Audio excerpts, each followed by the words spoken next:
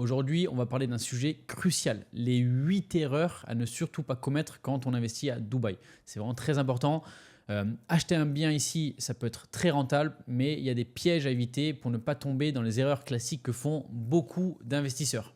Donc, je m'appelle Michael, je suis investisseur immobilier depuis plus de 10 ans. Donc, au fil des années, j'ai acquis beaucoup d'expérience en investissant en France, aux États-Unis, à Bali, à Dubaï. Et voilà, grâce à mon expertise, j'accompagne aujourd'hui de nombreux investisseurs, qu'ils soient débutants ou aguerris, dans leurs acquisitions immobilières, tout en apportant des conseils stratégiques et un suivi personnalisé pour maximiser leur rentabilité et sécuriser leur placement à Dubaï.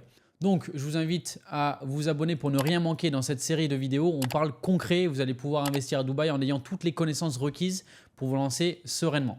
Donc, on va rentrer dans le vif du sujet. La première chose à ne pas, la première erreur, il y a beaucoup de personnes qui font, c'est ne pas vérifier si le projet est bien enregistré au DLD. Donc ça, c'est la première erreur. Elle peut coûter très cher. Donc voilà, première erreur, ne pas vérifier si le projet est bien enregistré au Dubai Land Department. Alors, pourquoi c'est important? Tout simplement, un projet qui n'est pas enregistré, il y a un risque de fraude. Sans enregistrement, vous n'êtes pas protégé légalement avec le gouvernement de Dubaï. Donc voilà, c'est très important que le projet soit enregistré et qu'il y ait un numéro RERA. Aussi, le paiement doit être fait sur un compte séquestre. Donc, j'en parle un petit peu dans toutes mes vidéos, mais voilà, il faut vraiment vérifier que le développeur ait son compte séquestre pour garantir que les fonds que les fonds servent bien à la construction et qu'ils soient détenus par le gouvernement de Dubaï, qu'ils soient libérés en fonction de l'avancée de la construction.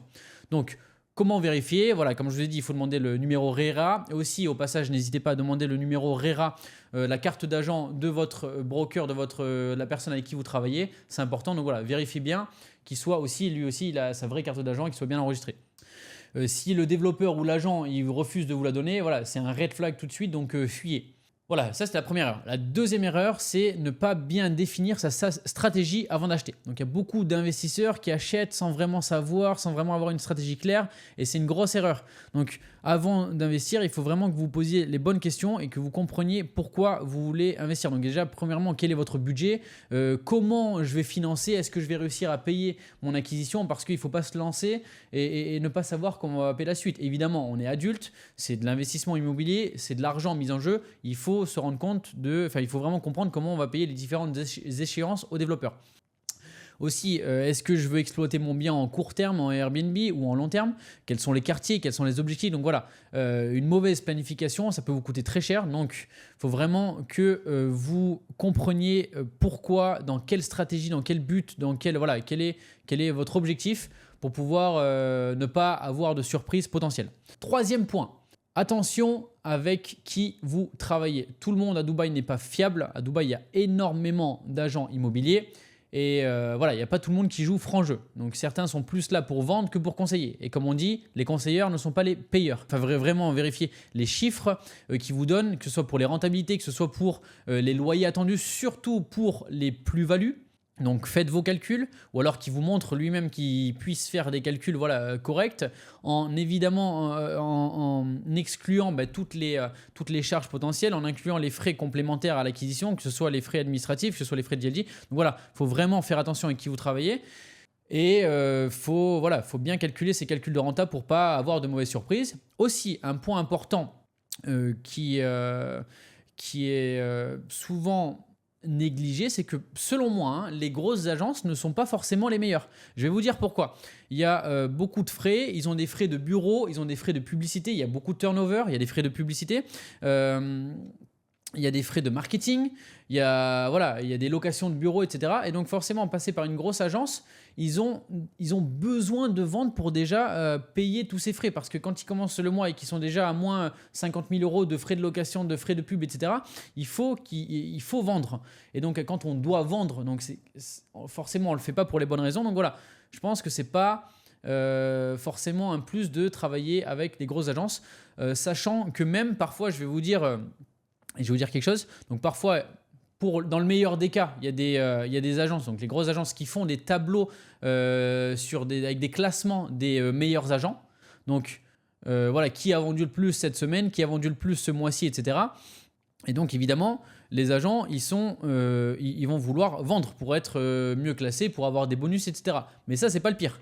Le pire, c'est que j'ai déjà vu, je ne vais pas citer de nom d'agence, mais j'ai déjà vu de mes propres yeux, enfin, c'est vraiment un truc de malade, il y a des classements des pires agents.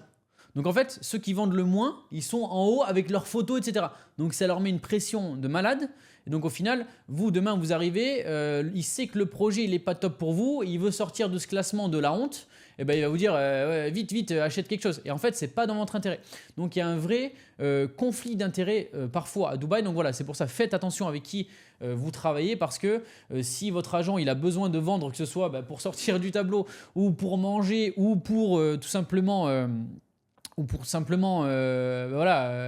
avoir ses bonus, ce n'est pas dans votre intérêt. Donc ça, c'est quand même c'est un gros problème.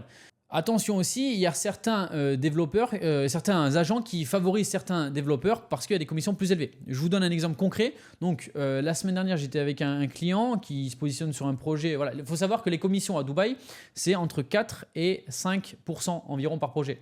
Il y a un client qui me dit: Mickaël, tu sais, j'ai hésité avec un autre projet, etc. Donc avec un autre agent. Je lui demande le nom du projet. Donc évidemment, je sais quel développeur c'est, parce que moi j'ai accès à tous les développeurs. Et je lui montre le message WhatsApp reçu par le développeur. Ouais, si vous vendez ce projet-là, il y a 8% de commission, à la place de 4 ou 5 en temps normal, quoi. Donc en fait, évidemment, c'est toutes les unités poubelles. Et surtout, ce qu'il faut se rendre compte, c'est que l'agent, il cherchait plus à vendre quelque chose pour gagner plus, donc pour gagner 8% d'un bien, que gagner 4 ou 5%. Donc au final, ça lui permet de faire comme s'il faisait 2 ventes au lieu d'une. Et en fait, j'ai montré ça à mon client, il m'a serré la main, il m'a dit: merci, je me rends compte que je peux te faire confiance, parce que le but, c'est vraiment pas de pousser, c'est vraiment pas de vendre pour avoir le plus d'argent, c'est vraiment que l'investisseur fasse le meilleur projet possible. Un petit conseil, bon, je rigole, mais à moitié. Un petit conseil, c'est quand vous parlez avec un agent, demandez-lui s'il est lui-même propriétaire. Si l'agent qui vous conseille d'acheter est locataire, déjà, on va dire que ça part mal. Point 4, et ça, c'est très important aussi. Ne vous fiez pas aveuglement aux brochures et aux rendus marketing. Donc évidemment, les brochures à Dubaï, elles font rêver, mais parfois, c'est entre la brochure et la réalité, c'est très différent. Donc on vous montre des piscines à débordement avec des vues dégagées. Parfois, on montre des backgrounds un petit peu avec la skyline. Et donc au final, c'est pas du tout ce que vous allez avoir. Donc voilà, c'est important d'aller sur place et de vous rendre compte de l'environnement. Je vais vous donner un exemple concret, donc je vais passer dessus rapidement, mais je vous montrerai les photos à l'écran. Donc en fait, j'avais un client qui voulait acheter un projet avec une vue mer. Donc on regarde la brochure, il y a une vue mer panoramique, donc c'était vraiment super. Et donc il me dit je suis prêt à l'acheter, je suis prêt à signer. Donc il pose son passeport, il était prêt à signer, il avait les fonds, c'était un bien à plus d'1 million d'euros. Il était prêt à signer et moi par souci de précaution, donc je demande quand même une photo réelle à l'agent. Donc je vais vous mettre la photo de la brochure, je vais vous mettre la photo réelle qu'il m'a envoyée. Et quand même, donc c'était quand même joli, il était prêt à l'acheter. Et au final, je me suis dit quand même, bon, on va aller sur place. Mais le problème, c'est que sur place, c'est un terrain à bâtir, donc il n'y a rien. Mais il y avait une tour juste à côté. Et donc la tour, on arrive en parlant au mec de la sécurité à monter à l'étage à peu près où ils allaient acheter. Donc je vais vous mettre les 3 photos. La première photo de la brochure, la deuxième photo donc envoyée par le développeur et la troisième photo, la photo réelle. Et là, il m'a serré la main, il m'a dit: merci beaucoup, je ne vais pas acheter ce bien, tu m'as évité de faire une belle erreur. Donc voilà, en allant sur place et en ne se fiant pas aux brochures, c'est comme ça qu'on peut éviter parfois les erreurs. Un autre point important, c'est de ne pas comparer ce qui n'est pas comparable. Ça, c'est évidemment, ça paraît logique, mais parfois un prix plus bas, ça ne veut pas forcément dire que c'est un meilleur investissement. Il y a certains projets qui paraissent plus attractifs parce qu'ils sont moins chers ou qui ont des plans de paiement plus longs, mais il faut bien analyser l'investissement en sa totalité. Donc il faut regarder la qualité de la construction, il faut regarder les frais d'entretien, il faut regarder le développeur, sa réputation, etc. Il y a des projets moins chers mais qui seront plus difficiles à louer ou à vendre. Donc faites attention à ça. Un plan de paiement plus long, ce n'est pas forcément bon signe. Il y a certains développeurs qui le font parce qu'ils ont du mal à vendre tout simplement. Donc vous ne laissez pas séduire par le prix.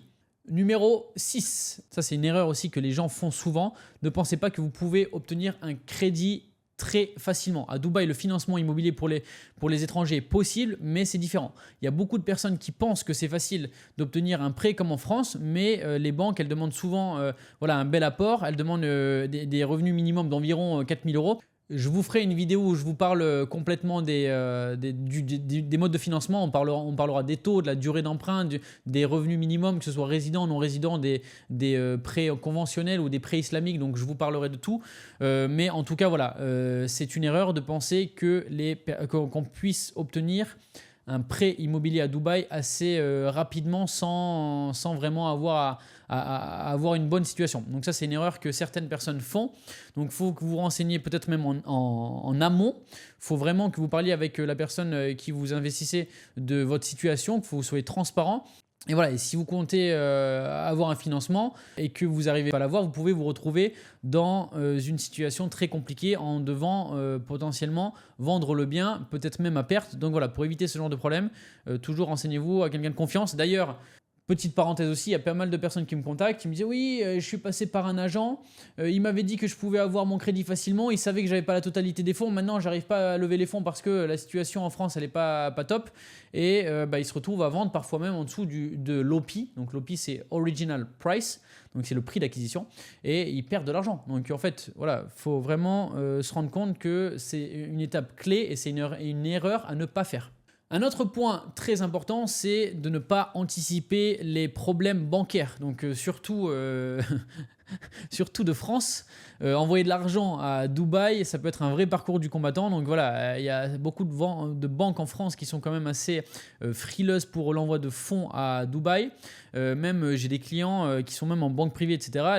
Les banques leur disent non, c'est un scam, n'investissez pas à Dubaï, vous allez vous faire arnaquer, etc. Donc Dubaï, c'est un peu quand même cette connotation avec arnaque pour les banques françaises en tout cas. Donc, et puis surtout, tout simplement, les banques, elles n'aiment pas quand vous sortez vos fonds pour les mettre ailleurs. Donc en fait, elles leur disent non, n'investissez pas à Dubaï. Par contre, on vous propose d'autres produits structurés qui vont vous rapporter 2 ou 3% par an. Bref, donc voilà, c'est assez marrant, mais donc, tout simplement, voilà, il faut anticiper les problèmes de transaction. Ça, c'est un point très important pour ne pas vous retrouver en dernière minute à avoir des virements bloqués ou des comptes qui sautent. Donc, en général, la solution, c'est de passer par des néobanques. Donc, notamment, par exemple, pour citer des noms, Wise, c'est quand même assez flexible. Donc, le but, c'est d'envoyer Voilà, la solution, c'est d'envoyer de votre compte perso sur votre compte Wise, donc qui est aussi perso, et d'envoyer de Wise à Dubaï. Donc c'est quand même beaucoup plus simple. Évidemment, si vous voulez plus pour bien comprendre, vous pouvez me contacter directement. Voilà, mais le but c'est de ne pas se retrouver bloqué à la dernière minute avec un paiement qui passe pas. Aussi, donc la 8e erreur, je dirais que c'est ne pas faire attention à la parité euro-dirham. Il y a beaucoup de personnes qui, quand elles achètent leurs biens, elles convertissent en euros. Donc le prix est en dirham, elles convertissent en euros et elles disent voilà, ça vaut tant, sauf que l'euro et le dirham c'est assez volatile, ça change en tout cas. Donc on peut voir voilà, récemment il était à 4, après il a chuté à 3,7, après il est passé à 4,1. Donc ça peut sembler peu, mais il y a au moins 10% d'écart. Donc 10% sur un bien qui coûte 300 000 euros, il y a déjà 30 000 euros d'écart. Donc 30 000 euros d'écart, c'est énorme. S'il y a 10% de fluctuation du dirham. Donc au final, voilà, il faut anticiper. Quand le taux il est assez haut, il faut, si on peut évidemment, convertir ses fonds déjà en amont. On peut laisser des dirhams sur un compte Wise par exemple. On peut envoyer les fonds en amont aussi. Voilà, il faut faire attention à ça. Et quand on se positionne sur un bien qui est à 4, par exemple, quand on est au taux de change 1 euro égale 4 dirhams, il faut bien prendre en compte que ce taux peut fluctuer et peut baisser donc en votre défaveur. Donc parfois, voilà, l'appartement ou les échéances que vous allez devoir envoyer, vous allez devoir débourser plus d'euros pour avoir le même montant en dirhams qu'avant. Donc voilà, c'est une erreur à ne pas faire. Donc voilà, mon conseil, c'est vraiment de suivre le taux de change et d'anticiper les futures variations. Et donc voilà, si vous pouvez, changer même en amont. 2-3 conseils supplémentaires, donc évidemment je vais vous répéter la même chose, faites-vous accompagner par quelqu'un de confiance, ça vous permettra d'éviter beaucoup d'erreurs.